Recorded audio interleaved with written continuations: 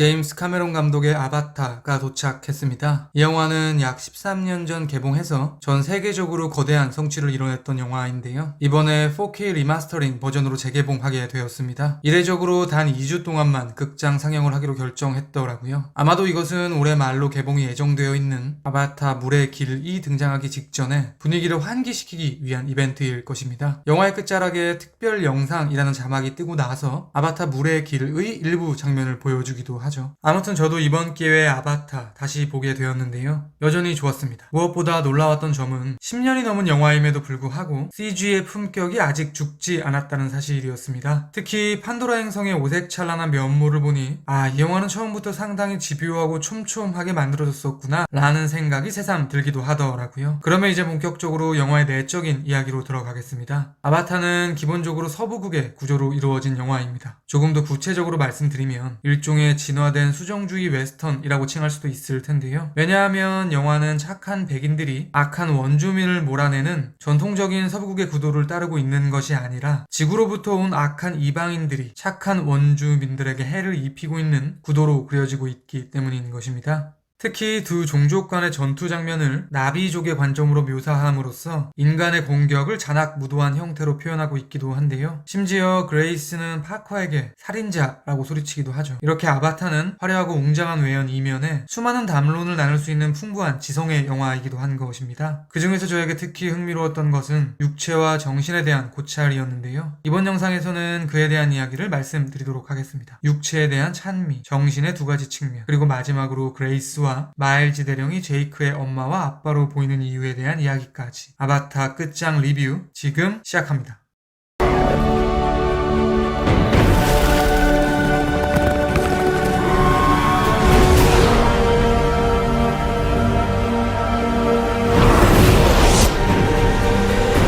결론부터 말씀드리겠습니다. 저에게 아바타는 육체가 주는 활력을 찬미하는 영화로 보입니다. 이에 대한 가장 선명한 이유는 바로 주인공인 제이크 설리가 하반신 마비로 설정되어 있다는 사실일 텐데요. 영화는 도입부터 제이크가 아바타로 접속함으로써 하체 근육의 자유를 얻는 것을 보여줍니다. 그는 오랜만에 느끼는 자유로움을 주체하지 못하고 연구실을 이탈해 질주하죠. 이렇게 기립하지 못하던 한 인간의 폭주는 관객들에게 굉장한 육체적 활력을 선사할 것입니다. 심지어 나비족의 신체는 인간보다 2배 이상 거대하기 때문에 제이크의 몸짓은 일반적인 인간의 그것에 비해 몇 배로 압도적인 감흥을 주겠죠. 한 발 더 밀고 나가 저는 걷지 못하던 제이크가 기립해 뛰어가는 이 시퀀스가 인간의 진화 과정을 압축해 놓은 것처럼 보이기도 하더라고요. 아무튼 이후에 그가 나비족의 일원이 되기 위해 훈련을 받는 면면도 이와 유사합니다. 그 과정은 대부분 달리고 뛰어내리고 날아다니는 것인데요. 모두 고도로 발달된 육체의 능력을 보여주는 행위들입니다. 또한 그 순간순간마다 관객에게는 일종의 체험의 경험을 선사하기도 하는데요. 이러한 관점에서 3D 혹은 4D라는 이 영화의 형식은 상당히 적절해 보이기도 하는 것이죠. 육체의 힘을 더욱더 효과적으로 전달해 줄 테니까요. 그러니까 아바타는 소위 좋은 예술작품의 기준으로 일컫곤 하는 주제와 형식이 맞닿아 있는 영화인 것입니다.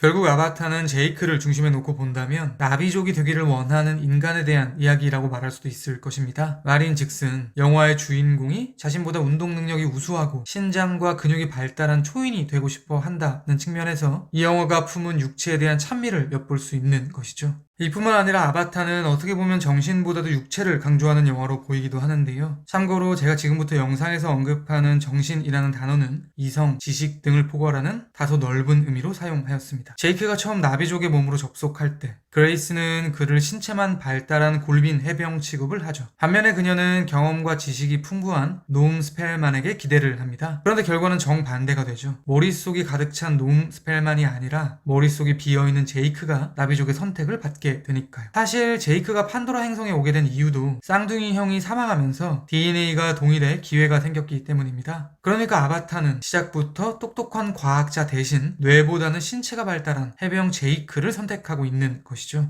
육체와 정신이라는 테마로 조금 더 밀고 나가 본다면 이 영화는 제이크의 정신이 인간의 몸과 나비족의 몸을 오가는 영화라고 말할 수도 있을 텐데요. 결론만 놓고 본다면 동일한 정신이 더 우수한 육체를 선택하는 영화이기도 한 것입니다. 또한 같은 정신이라도 조금 더 활력 있는 육체에 유입되었을 때 올바른 선택을 하는 것을 보여주는 영화이기도 한 것이죠. 왜냐하면 그는 나비족의 육체를 입었을 때 조금 더 선에 가까운 선택들을 하니까요. 그렇다면 아바타는 굉장히 유명한 구원인 건강한 육체 육체에 건강한 정신이 깃든다라는 문장이 적확히 들어맞는 영화이기도 한 것이죠.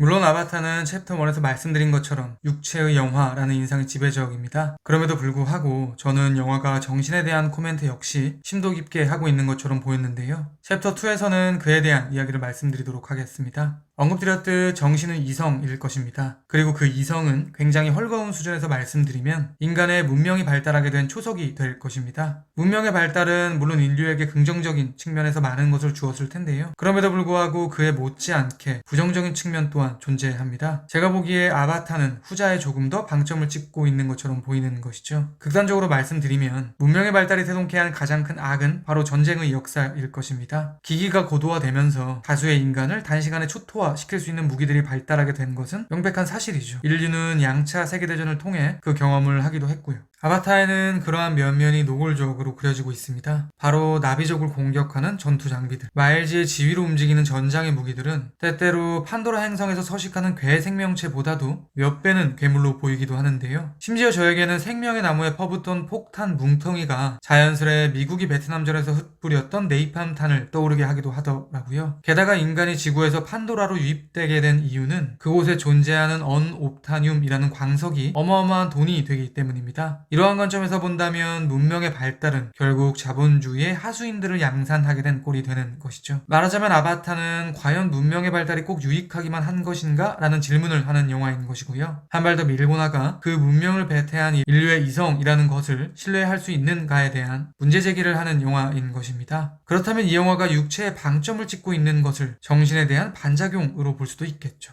이 지점에서 앞서 언급드린 아바타의 육체에 대해 조금 더 설명을 드려야 될 것 같습니다. 물론 제가 챕터 1에서는 육체라는 것을 말 그대로 가장 표층에서의 관점으로만 말씀드렸는데요. 그것을 정정하려는 것은 아니고요. 다만 영화에서 조금 더 넓은 의미가 있는 것처럼 보여서 그에 대한 말씀을 드리겠습니다. 그러니까 제가 보기에 영화 속 육체에는 탈정신, 탈이성의 의미도 부여되고 있는 것처럼 보입니다. 그것은 결국 나비족의 삶의 방식을 통해 표현되고 있습니다. 그들은 인간처럼 이성을 이용해 자연을 착취의 대상으로 바라보지 않고요. 교감이라는 육적인 행위를 통한 소통의 대상으로 여기고 있습니다. 또한 그들은 세상의 모든 것은 에너지를 가지고 있고 우리는 그것을 잠시 빌려 쓰는 것일 뿐이라는 생각을 하고 있기도 하죠. 즉 아바타가 선사하는 육체의 힘은 신체의 능력뿐만이 아니라 이성의 대척점에 있는 자연주의를 포괄하고 있는 개념인 것입니다. 물론 그렇다고 이 영화가 정신이라는 것이 무조건적으로 유해한 것이라는 일반화를 하고 있지는 않습니다. 오히려 어떻게 보면요, 이성의 활용법에 대한 의견을 제시하고 있기도 한데요. 그것은 그레이스의 방식을 통해 설명 가능할 것 같습니다. 그녀는 이성의 산물인 과학을 기반으로 자연을 이해하고 나비족의 생활 양식을 공감해내고 있죠. 이것은 분명히 이성의 순기능일 것입니다. 그러니까 아바타의 저류에 흐르는 정신은 두 갈래로 이루어져 있는 것입니다. 마일즈 대령으로 대표되는 전쟁을 낳았던 부정적 이성, 그리고 그레이스로 대표되는 이해와 공감의 도구로 사용되는 긍정적 이성. 사실 이것은 영화 속에서 성적인 기호를 통해 무식적으로 비유되고 있기도 한데요. 이렇게 말할 수 있을 것 같습니다. 아바타는 제이크가 아버지의 길과 어머니의 길 중 후자를 택하는 영화다. 마일즈 대령은 제이크와 같은 부대 출신이라고 말하며 둘의 뿌리가 일치함을 드러냅니다. 그리고 나서 그에게 특별 임무를 하달하죠. 그들에게는 일종의 유사 부자 관계가 형성되는 것이겠죠.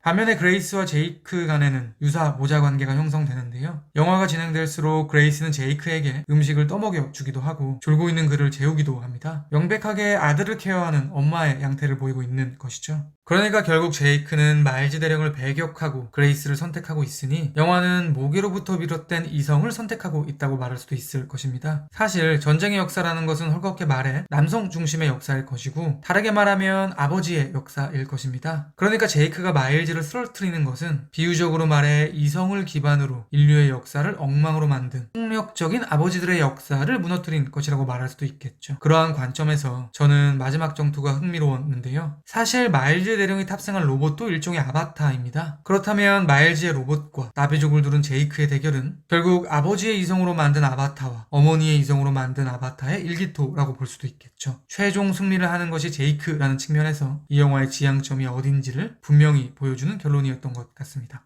지금까지 제가 말씀드린 부분은 아바타에 대한 극히 일부에 지나지 않고요. 이 영화는 훨씬 더 깊고 넓은 대화가 가능한 명작이라고 생각합니다. 그래서 저는 아바타 물의 길 역시 상당히 기대가 됩니다. 아바타에 대한 제 별점은 별 4개 반이고요. 한 줄 평은 다음과 같습니다. 정신 위에 육체를 세우는 영화. 아버지의 정신을 청산하고 어머니의 정신을 보듬는 영화. 지금까지 아바타에 대한 헐거운 리뷰였습니다. 제가 100% 확답을 드리지는 못하겠지만 아마도 다음 리뷰는 지금 보여드릴 이 영화가 되지 않을까 싶습니다. 그리고 당연한 이야기지만 그 어떤 영화라 해도 언제나 영화는 제 리뷰보다 무조건 위대합니다. 들어주셔서 감사합니다.